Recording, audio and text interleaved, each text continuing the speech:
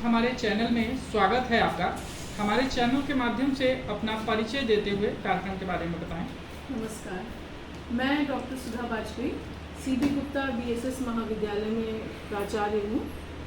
भारत सेवा संस्थान और मोतीलाल मेमोरियल सोसाइटी, ये दो सोसाइटीज़, दो संस्थाएं बनाई थी श्रद्धेय चंद्रभानु गुप्त जी ने। चंद्रभानु गुप्त जी जो स्वयं 3 बार उत्तर प्रदेश के मुख्यमंत्री रहे, और उन्होंने ये दो संस्थाओं के माध्यम से एक समाज सेवा का बीड़ा उठाया और अपनी जितनी भी संपदा थी, जितनी भी उनकी प्रॉपर्टी थी, जितने भी रुपया पैसा था, वो सब उन्होंने इन दोनों संस्थाओं को दान कर दिया। उनका उद्देश्य था कि देश तभी तरक्की कर सकता है जब उसमें शिक्षा और स्वास्थ्य, ये जो दो मूलभूत आवश्यकताएं हैं व्यक्ति की, उनको पूरा किया जा सके।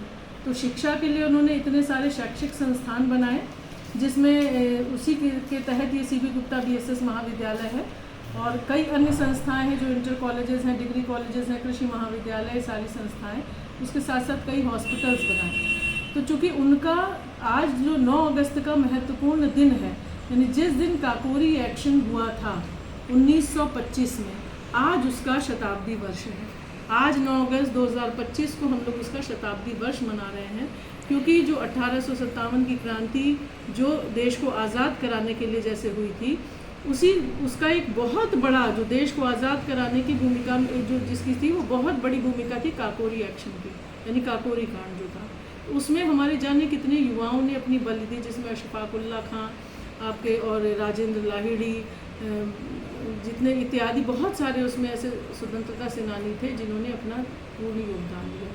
उन्हीं के मुकदमे को लड़ने के लिए चंद्रभानु गुप्त जी, जो उस समय युवा अधिवक्ता थे, उन्होंने उनकी पैरवी की शुरुआत की। यद्यपि बाद में अन्य उसमें वरिष्ठ वकील शामिल हुए। तो उन्हीं की स्मृति में एक हम लोग चंद्रभानु गुप्त लॉ कॉलेज की स्थापना भारत सेवा संस्थान कर रहा है, उनकी बनाई हुई संस्था।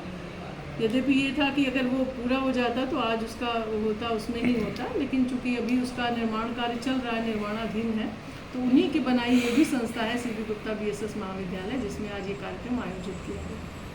युवाओं को, देश के लोगों को इस काकोरी एक्शन के बारे में जानना बहुत आवश्यक है कि कैसे हमारे युवा, जो 20 साल, 25 साल, 30 साल के जो युवा थे, जिन्होंने अपने परिवार को नहीं पहले समझा बल्कि देश को पहले समझा और देश हित में वो फांसी के फंदे से झूल गए। तो वो जब इतना कर सकते हैं, तो हम आज के दिन को उनको कैसे नहीं हम मनाएं, हम कैसे नहीं उनको याद करें। उसी के स्मरण में, चूँकि रक्षाबंधन का त्यौहार है, लेकिन हम सब लोगों ने सोचा कि रक्षाबंधन से ज़्यादा महत्वपूर्ण उन युवाओं की आहुति को याद रखना है, और उन्हीं के उसमें एक राष्ट्रीय संगोष्ठी का आयोजन किया गया था, स्मरण 9 अगस्त काकोरी एक्शन। इस संगोष्ठी में हमारे आज के कार्यक्रम के मुख्य अतिथि थे प्रोफेसर संजय सिंह जी, जो माननीय कुलपति हैं राष्ट्रीय शकुंतला मिश्रा राष्ट्रीय पुनर्वास विश्वविद्यालय के, और उसके साथ प्रोफेसर रमेश दीक्षित, जो स्वयं राजनीति विज्ञान विभाग के लखनऊ विश्वविद्यालय के हेड और रहे हैं, डीन भी रहे हैं। उन्होंने जाने कितने राष्ट्रीय अंतर्राष्ट्रीय पेपर्स लिखे हैं, जाने कितने विश्वविद्यालयों में वो खुद उसी कमेटी के सदस्य रहे हैं, और इतना ओजस्वी उन्होंने धारा प्रवाह, उन्होंने जो भाषण दिया, जो बताया उन्होंने, कई ऐसे उन्होंने गूढ़ बातें बताई स्वतंत्रता संग्राम के बारे में कि लखनऊ से संबंधित, कि जिनको हमें याद करना बहुत आवश्यक है। तो और उसके बाद प्रोफेसर हर्ष शर्मा, जो गिरी इंस्टीट्यूट के डायरेक्टर हैं, वो उन्होंने उस पर बोला। और इन तीनों का हमारे जो वक्तागण थे, और हमारे जो अरुण कुमार जी, जो हमारे भारत सेवा संस्थान के उपाध्यक्ष हैं, उन्होंने तो बहुत सारी ऐसी बातें बताई जो स्वतंत्रता संग्राम और चंद्रभानु गुप्त का कहाँ कहाँ पर योगदान था। तो ऐसे परम श्रद्धेय चंद्रभानु गुप्त जी को याद करते हुए आज इस दिवस को हम लोगों ने बहुत हर्षोल्लास से मनाया है कि हम अपने क्रांतिकारियों को याद रखें। उनकी भूमिका जो देश के लिए थी, वो सब हम लोगों के लिए अपूर्णीय है। उनका जाना एक अपूर्णीय क्षत थी, लेकिन देश आज़ाद हो गया उनके इस योगदान से। जैसा कि हमने देखा, आज काफ़ी जो है गरिमामयी उपस्थिति रही और भव्य कार्यक्रम रहा, काफ़ी लोगों ने अपनी शिरकत की। इस कार्यक्रम का प्रेरणा स्रोत किसे मानेंगे और इसकी सफलता का श्रेय आप किसे देना चाहिए? एक कार्यक्रम की सफलता तो हमारे भारत सेवा संस्थान के अध्यक्ष महोदय डॉक्टर अशोक वाजपेयी जी, जिन्होंने निश्चित किया, चूँकि हम लोग भी हीला हवाली सब लोग ऐसे कर रहे थे कि सबको लग रहा था कि 9 अगस्त को है रक्षाबंधन है, पता नहीं लोग आए ना आए। लोगों के मन में इतनी देशभक्ति बाहर से दिखती है, लेकिन जब आने का हो तो पता नहीं होगी कि नहीं होगी। तो असमंजस में थे, लेकिन उनका दृढ़ निश्चय था कि इसकी जो बरसी है, यानी जो इसके शताब्दी वर्ष है, वो दोबारा नहीं आएगा। तो हम रक्षाबंधन तो प्रत्येक वर्ष मनाएंगे, लेकिन उसके शताब्दी वर्ष को हम प्रत्येक वर्ष नहीं मना पाएंगे। तो वो आज ही करना, ये दृढ़ संकल्प उन्होंने किया और उसको साकार हमारे सारा जो हमारा स्टाफ है, सारे लोग हैं, जितने अतिथिगण थे, जितने वक्ता थे, वो जितने भी लोग हैं, शहर के बहुत प्रतिष्ठित लोग, बहुत जानकार एजुकेशनिस्ट, इस तरीके के लोग आए उसमें। तो उन सब का रहना, मंच पर रहना और मंच के बाहर भी उसको सुनना गोष्ठी को, ये हम सब के लिए बहुत गौरव की बात थी।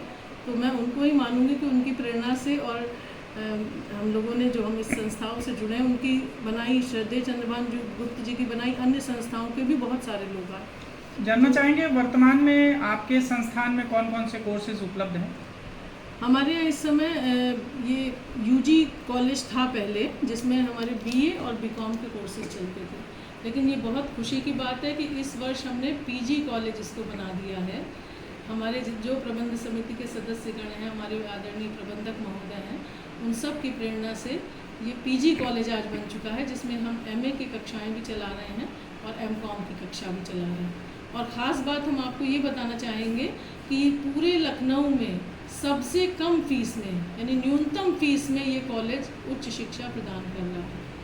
तो मैं तो सभी को ये भी कहना चाहूँगी कि यहाँ मात्र पढ़ाई के लिए नहीं, आप सारी चीज़ों के लिए आइए, और जो गरीब बच्चे भी हैं वो भी बहुत कम फीस में यहाँ पर उच्च शिक्षा हासिल कर सकते हैं। मैम, आगामी स्वतंत्रता दिवस को लेके कोई अपने कार्यक्रम की रूपरेखा है क्या अभी आपके संज्ञान में? आप इस आज के कार्यक्रम को भी स्वतंत्रता दिवस की कड़ी के रूप जी में जी ले जी सकते अवश्य। हैं कि 15 अगस्त जिसमें देश आज़ाद हुआ था, और हम लोग ये काकोरी कांड देश को आज़ाद कराने में जिसने बहुत महत्वपूर्ण भूमिका निभाई, तो ये उसी की कड़ी में था। हमारे बच्चों ने बहुत अच्छे अच्छे देशभक्ति से संबंधित गाने तैयार कराए हैं। आज के दिन आपने देखा ही होगा कि 2 ऐसे गीत जो नज़में जब्त हो चुकी थी, जो दुनिया को याद भी नहीं थी। सरफरोशी की तमन्ना तो हम लोग फिर भी सुन लेते हैं, लेकिन दूर तक याद वतन आई थी समझाने को। एक इतना मार्मिक गीत कि कैसे हमारे जो युवा थे, उन्होंने क्या अपने अपने इस अपने देश के लिए सब कुछ बलिदान कर दिया, और उनको क्या उन लोगों की याद नहीं आ रही। तो वो कितना मार्मिक गीत है, कितना अच्छा गीत है जो आज हमारे बच्चों ने तैयार किया है। ये हम आज भी कराया है, और हम स्वतंत्रता दिवस वाले दिन भी इस कार्यक्रम को भी कराएंगे। और बच्चों ने बहुत अच्छे अच्छे देशभक्ति के गीत तैयार किए हैं। तो देशभक्ति का एक जुनून उनमें पैदा हो, लेकिन देशभक्ति कैसे हो ये जानना ज़रूरी है कि देशभक्ति के मात्र गीत गाने से नहीं, बल्कि वास्तव में देश के प्रति समर्पित होने से आती है। आज हमारा युवा जाति, धर्म, संप्रदाय, इन सब से ऊपर उठ करके वो देश के बारे में सोचे, वो अपने कर्तव्यों के बारे में सोचे। यदि कोई देशभक्त है, वो जा कर के मात्र झंडा लगाने को ही अपने महत्वपूर्ण काम समझता है, तो वो महत्वपूर्ण नहीं है। उसके लिए महत्वपूर्ण काम वो जिस दायित्व में है, उस दायित्व को भी निष्ठा और समर्पण से करे, तब वो देशभक्त है। देशभक्ति में कहीं किसी गरीब के लिए कोई दिक्कत ना है, कहीं किसी मायूस के लिए दिक्कत ना है, कहीं कोई ऐसा व्यक्ति, पीड़ित व्यक्ति ना हो।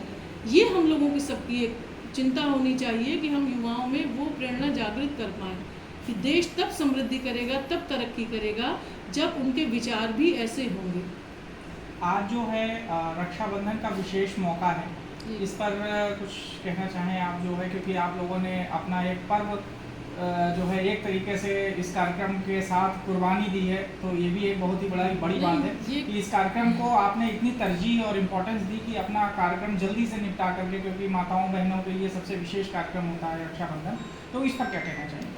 नहीं, ये कुर्बानी कोई कुर्बानी नहीं है हमारे उन युवाओं के आगे जिन्होंने अपनी गर्दन, अपना शरीर, अपना सब कुछ दे दिया इस देश के लिए। फांसी के फंदे पे झूल गए इतने युवा, उनके माता पिता पे क्या बीती होगी।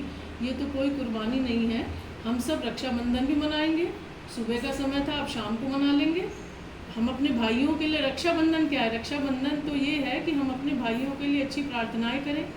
राखी बांधना, सूत्र बांधना, रक्षा सूत्र बांधना क्या है कि हम भाई बहन का परस्पर प्रेम बढ़े। वो आवश्यक नहीं है कि हम वहाँ बैठे होंगे तभी बढ़ेगा। हम देशभक्ति युवाओं में जगा रहे हैं, और हम यहाँ बैठे हैं तो भी हम रक्षाबंधन मना रहे हैं। सनातन संस्कृति का सावन का आज जो है समापन हुआ है, कुछ उसके विषय में? श्रावण मास का जो जो पर्व होता महिलाएं है, तीज का त्योहार भी जी, जी। मनाती हैं, तो इसके बारे नहीं, में? ये सब एक होता है हमारे यहाँ। इतनी ऋतुएं हैं, जब जब वेदर चेंज होता है, वर्षा ऋतु है, वर्षा ऋतु से शीत ऋतु आएगी, इस तरीके से जैसे जैसे ऋतुएं बदलती हैं वैसे वैसे हमारे त्यौहार भी आते हैं जो ऋतुओं से भी संबंधित होते हैं। तो बारिश में जैसे कजरी गाई जाती है, सब है हर्षोल्लास से त्यौहार मनाते हैं, क्योंकि हम लोग दिन रात काम करते हैं। काम करने के साथ साथ एक जो त्यौहार होते हैं वो आपके मन मस्तिष्क को एकदम उजाले से भर देते हैं, जैसे आप खुश होते हैं। तो एक परिवार में खुशी आए, समृद्धि आए, उसके लिए सब त्यौहार होते हैं।